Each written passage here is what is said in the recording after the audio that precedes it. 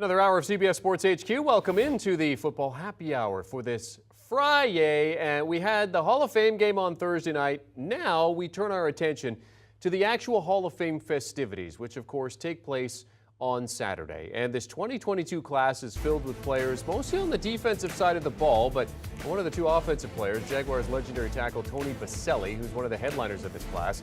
Of course, on the defensive side, three-time Super Bowl champion Richard Seymour, legendary safety LeRoy Butler, who recently appeared on the All Things Covered podcast with O'Brien McFadden and Patrick Peterson. And of course, defensive lineman Bryant Young, who spent 14 seasons with the 49ers. He's also being inducted. Of course, he won a title with them. Linebacker Sam Mills, a five-time Pro Bowler who spent the bulk of his career with the New Orleans Saints. And former wide receiver Cliff Branch is going in as a senior nominee. And then Dick Vermeil, the legendary coach, joining the Hall as well.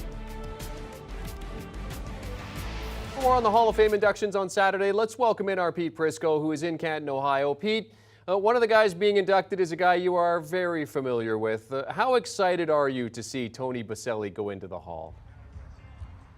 Well, to be honest with you, Jeremy, I think the people that I badgered over the last 5 years to get him into the Hall are probably more excited to get me away from them. I mean, look, this has been a long process. He was a great player. We know the story. He didn't play a lot of games, and that kind of hurt him in the process. But when you really studied him and watched him, he's one of the greatest left tackles to ever play. And a guy I know very well, a guy I do a radio show with in Jacksonville. He's become a good friend of mine, and I'm excited to see him go in. And, Pete, it's not just his playing style either. I mean, you know the man himself and kind of what kind of character he has that's entering this Hall of Fame. Yeah, and he's a good man. I mean, look, and the story is out there now, but I watched it unfold firsthand the night he got into the Hall of Fame.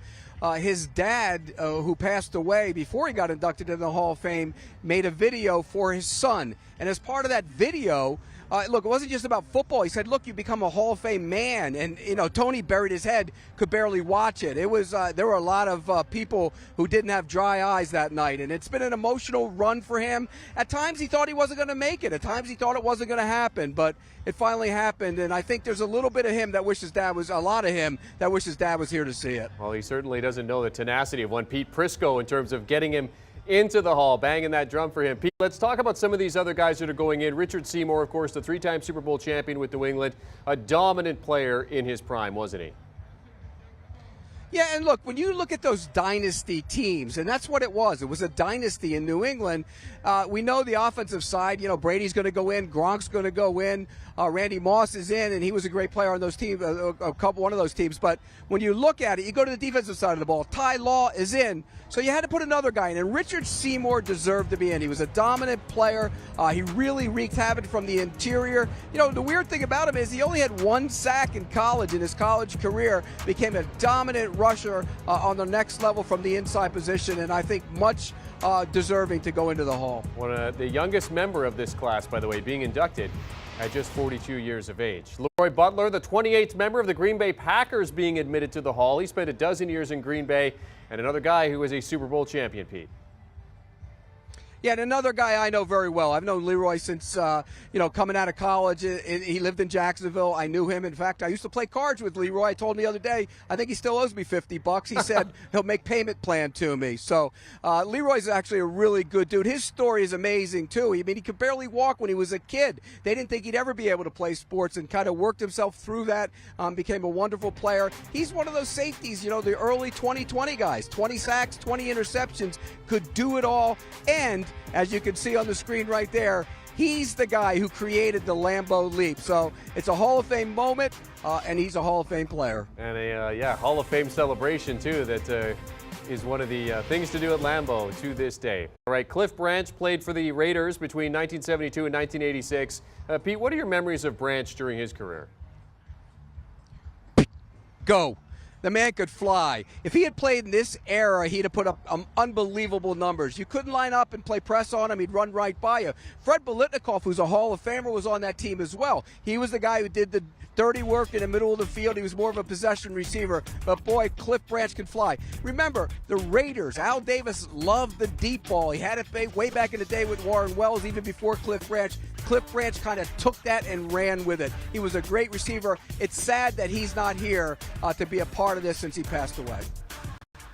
And Pete, let's spin this forward a little bit about the candidates looking for 2023 to be on this Hall of Fame ballot. I mean, who are some of the names that we could see? Yeah, it's a good group. I mean, when you look at the group next year, the first-time guys are really good. I think Joe Thomas is definitely going to be one of those guys. I think Darrelle Revis will get in as well. I think he's a guy that's going to get in. And then you got to look at some of the guys who have not been in so far. I mean, I think, Freeney's probably a first-timer as well who's going to get in.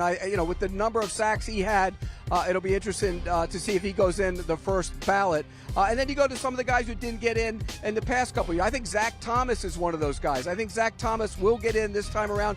Torrey Holt, who I always thought was a better receiver than Isaac Bruce, who is in, is another one. And DeMarcus Ware, he didn't get in this year. I was surprised at that. He will get in next year. You helped lead Tony Boselli into the Hall, Pete. So I guess who's next for you? Shane Leckler, right? No, I don't campaign for punters or kickers, never will. The next guy is Fred Taylor. I'm already beating that drum. I've already grabbed a couple guys here while I'm here. Fred Taylor's the next guy to get in. Pete, producer Jack says Rondé Barber.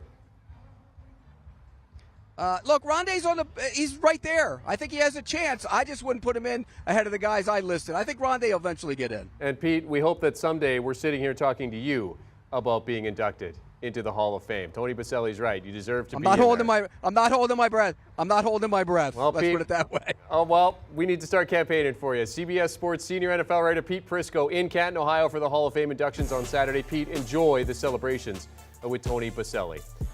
As our CBS Sports HQ training camp tour continues, after the Hall of Fame inductions, of course, then we are off to Cleveland. We're going to have another visit with the Cleveland Browns. Of course, that situation very fluid as we await for resolution to the Deshaun Watson suspension situation. It's Jacoby Brissett's team for now. We'll check in with them on Sunday.